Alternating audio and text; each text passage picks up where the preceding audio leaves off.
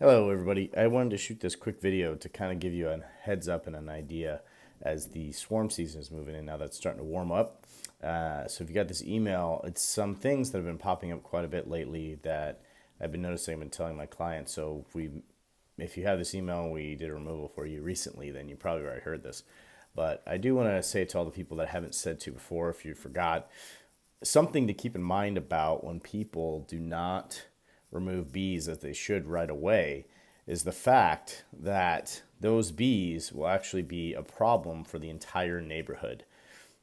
So, for instance, I'll show you an example of bees in a wall over here in just a minute when I'm done talking. But essentially, what happens is those bees become a nuisance for the entire neighborhood. So once it starts warming up, swarm season starts happening, which is basically now, probably kick up a little bit more in the next month.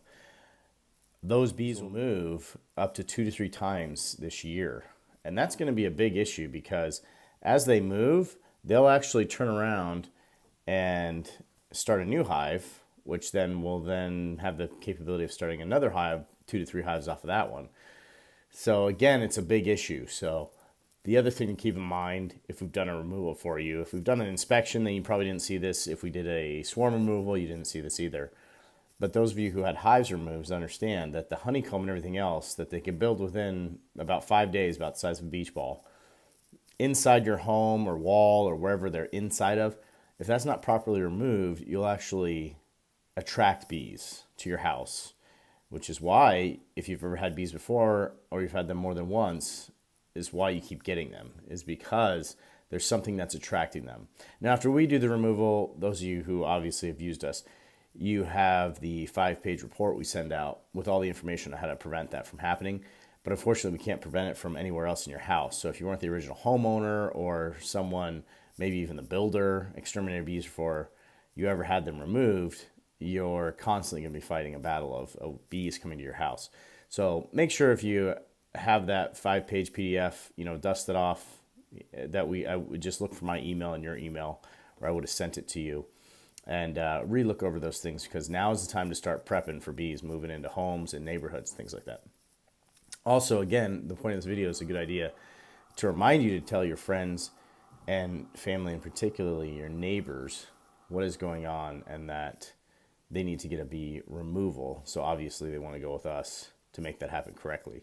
There's a lot of different companies out there that are actually exterminators. Hey guys, so I'm out here by that wall I was talking to you about. With that picture of the bees, the video I wanted to talk to you about with the bees. Basically what it is if you have bees like this, they're just going to continue to swarm throughout the entire neighborhood, even up to 5 miles.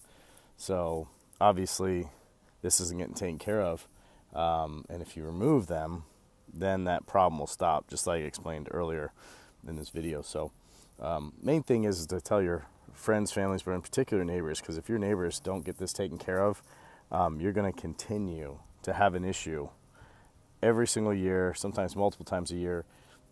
Even if we have come out and removed everything correctly and you followed the 5-page PDF, the issue you're going to have then is if they're close enough, they'll usually swarm within about 100 feet of your house, or of that hive, from a radius from there, which could be pretty close if it's a neighbor. But they could go up to 5 miles. So again, if there's anything you missed, or say hail came through, there's weather, you had a small hole open up somewhere in your property, they could potentially move in.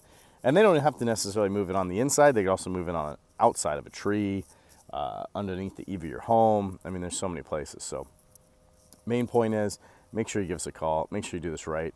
Yeah, look forward to talking to you guys. Bye.